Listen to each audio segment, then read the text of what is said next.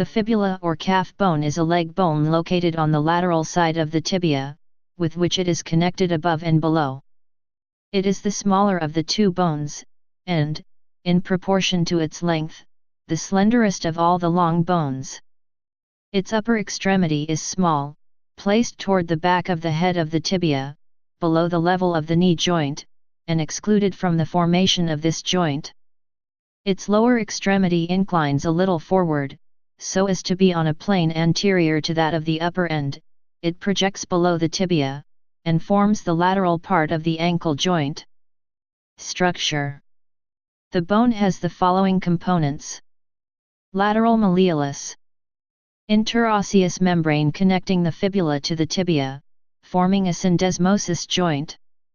The superior tibiofibular articulation is an arthrodial joint between the lateral condyle of the tibia and the head of the fibula. The inferior tibiofibular articulation, tibiofibular syndesmosis, is formed by the rough, convex surface of the medial side of the lower end of the fibula, and a rough concave surface on the lateral side of the tibia. Blood supply. The blood supply is important for planning free tissue transfer because the fibula is commonly used to reconstruct the mandible. The shaft is supplied in its middle third by a large nutrient vessel from the fibular artery. It is also perfused from its periosteum, which receives many small branches from the fibular artery. The proximal head and the epiphysis are supplied by a branch of the anterior tibial artery. In harvesting the bone, the middle third is always taken and the ends preserved, 4 cm proximally and 6 cm distally. Development. The fibula is ossified from 3 centers, 1 for the shaft, and 1 for either end. Ossification begins in the body about the 8th week of fetal life, and extends toward the extremities. At birth the ends are cartilaginous. Ossification commences in the lower end in the 2nd year, and in the upper about the 4th year. The lower epiphysis, the first to ossify, unites with the body about the 20th year, the upper epiphysis joins about the 25th year. Head. The upper extremity or head of the fibula is of an irregular quadrate form, presenting above a flattened articular surface, directed upward, forward, and medialward, for articulation with a corresponding surface on the lateral condyle of the tibia. On the lateral side is a thick and rough prominence continued behind into a pointed eminence, the apex, styloid process, which projects upward from the posterior part of the head. The prominence, at its upper and lateral part, gives attachment to the tendon of the biceps femoris and to the fibular collateral ligament of the knee joint, the ligament dividing the tendon into 2 parts. The remaining part of the circumference of the head is rough, for the attachment of muscles and ligaments.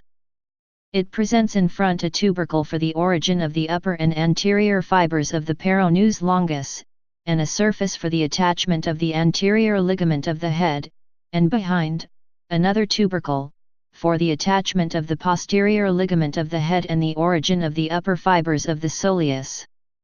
Body. The body of the fibula presents 4 borders, the anterolateral, the anteromedial, the posterolateral, and the posteromedial, and 4 surfaces, anterior, posterior, medial, and lateral. Borders. The anterolateral border begins above in front of the head, runs vertically downward to a little below the middle of the bone, and then curving somewhat later outward, bifurcates so as to embrace a triangular subcutaneous surface immediately above the lateral malleolus. This border gives attachment to an intermuscular septum, which separates the extensor muscles on the anterior surface of the leg from the peronei longus and brevis on the lateral surface. The anteromedial border, or interosseous crest, is situated close to the medial side of the preceding, and runs nearly parallel with it in the upper third of its extent, but diverges from it in the lower 2/3. It begins above just beneath the head of the bone, sometimes it is quite indistinct for about 2.5 cm below the head, and ends at the apex of a rough triangular surface immediately above the articular facet of the lateral malleolus. It serves for the attachment of the interosseous membrane, which separates the extensor muscles in front from the flexor muscles behind. The posterolateral border is prominent, it begins above at the apex, and ends below in the posterior border of the lateral malleolus. It is directed later outward above, backward in the middle of its course, backward, and a little medialward below, and gives attachment to an aponeurosis which separates the peronei on the lateral surface from the flexor muscles on the posterior surface. The posteromedial border, sometimes called the oblique line, begins above at the medial side of the head, and ends by becoming continuous with the interosseous crest at the lower fourth of the bone. It is well marked and prominent at the upper and middle parts of the bone. It gives attachment to an aponeurosis which separates the tibialis posterior from the soleus and flexor hallucis longus. Surfaces. The anterior surface is the interval between the anterolateral and anteromedial borders. It is extremely narrow and flat in the upper third of its extent, broader and grooved longitudinally in its lower third.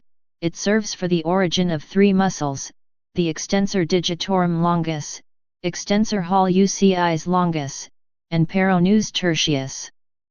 The posterior surface is the space included between the posterolateral and the posteromedial borders. It is continuous below with the triangular area above the articular surface of the lateral malleolus. It is directed backward above, backward and medialward at its middle, directly medialward below. Its upper third is rough, for the origin of the soleus. Its lower part presents a triangular surface, connected to the tibia by a strong interosseous ligament. The intervening part of the surface is covered by the fibers of origin of the flexor hallucis longus. Near the middle of this surface is the nutrient foramen, which is directed downward. The medial surface is the interval included between the anteromedial and the posteromedial borders. It is grooved for the origin of the tibialis posterior. The lateral surface is the space between the anterolateral and posterolateral borders. It is broad, and often deeply grooved. It is directed later outward in the upper two-thirds of its course, backward in the lower third, where it is continuous with the posterior border of the lateral malleolus. This surface gives origin to the peronei longus and brevis. Please subscribe and thanks for watching.